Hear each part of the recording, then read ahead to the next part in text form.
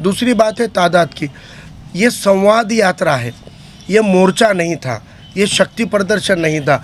और मुझे लगता है कि 3 तारीख को जो प्रेस कॉन्फ्रेंस हमने लिए थे एक दिन पहले, उसमें हमने क्लियर कहा था कि इस संवाद यात्रा में दोनों कमेटी के मिलाकर 30 से 40 लोग ही रहेंगे, क्योंकि इसके पीछे संवाद करना है ना।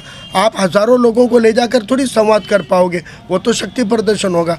और संवाद करने के लिए हमारी टीम को रोल बांटा हुआ था, कोई पर्चे दे रहा था, कोई नंबर मिस कॉल नंबर के कार्ड दे रहा था, कोई लोगों के तासुरात जान रहा था। हमने ये जिम्मेदारी बांट कर ही किया है। हमारा मकसद दिखावा करना नहीं था, हमारा मकसद हकीकत में लोगों से डायलॉग करना था और उसमें हम कामयाब हुए। वंचित बहुजन आघाड़ी की जनसंवाद यात्रा हर्षोल्लास के साथ संपन्न हुई। आम नागरिकों की समस्याओं और कठिनाइयों को समझने के लिए वंचित बहुजन आघाड़ी के प्रदेश प्रवक्ता फारूक अहमद के नेतृत्व में लगातार 3 दिवसीय जनसंवाद यात्रा से नांदेड़ शहर का माहौल काफी हलचल भरा रहा। इस संवाद यात्रा में कई नागरिकों ने अपनी समस्याएं वंचित बहुजन आघाड़ी के समक्ष रखी। वंचित बहुजन आघाड़ी की ओर से उन्हें यह आश्वासन दिया गया है कि भविष्य में वंचित बहुजन आघाड़ी उनकी इन समस्याओं पर जोरदार ढंग से काम करेगी। जनसंवाद रैली के समापन सभा में वंचित बहुजन आघाड़ी के प्रदेश प्रवक्ता फारूक अहमद ने बोलते हुए कहा कि नांदेड़ शहर में खास तौर पर दलित, मुस्लिम और मजदूरों की बस्तियों में बुनियादी सुविधाओं का घोर अभाव है। आगे बोलते हुए उन्होंने कहा कि 40 साल पहले नांदेड़ शहर में 20,000 नागरिकों को 12 महीने रोजगार मिलता था, लेकिन वर्तमान में नांदेड़ शहर में बेरोजगारी चरम पर पहुंच गई है, जिसके कारण अपराध बढ़ गए हैं। उन्होंने मांग की है कि जिले में रोजगार पैदा करने के लिए शहर में बंद नांदेड़ कपड़ा मिल और अन्य बंद उद्योगों को फिर से शुरू किया जाना चाहिए। इस संवाद यात्रा में उत्तर और दक्षिण के महानगर अध्यक्ष अय्यूब खान, विट्ठल गायकवाड़ के साथ बड़ी संख्या में वंचित बहुजन आघाड़ी के पदाधिकारी और कार्यकर्ता शामिल थे।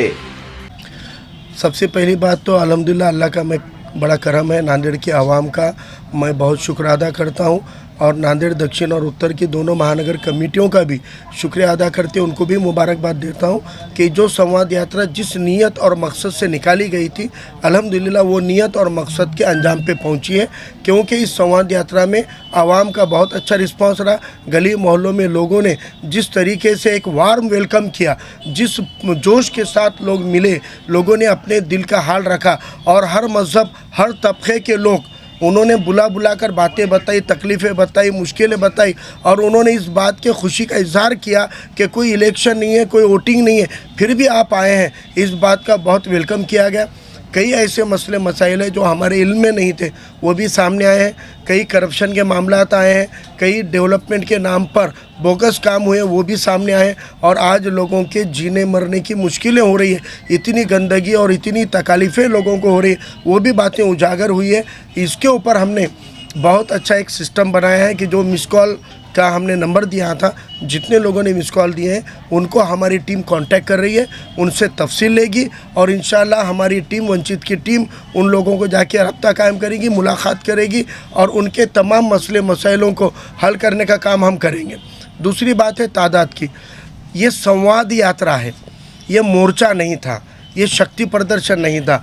और मुझे लगता है कि 3 तारीख को जो प्रेस कॉन्फ्रेंस हमने लिए थे एक दिन पहले, उसमें हमने क्लियर कहा था कि इस संवाद यात्रा में दोनों कमेटी के मिलाकर 30 से 40 लोग ही रहेंगे, क्योंकि इसके पीछे संवाद करना है ना। आप हज़ारों लोगों को ले जाकर थोड़ी संवाद कर पाओगे, वो तो शक्ति प्रदर्शन होगा। और संवाद करने के लिए हमारी टीम को रोल बांटा हुआ था, कोई पर्चे दे रहा था, कोई नंबर मिस कॉल नंबर के कार्ड दे रहा था, कोई लोगों के तासुरात जान रहा था।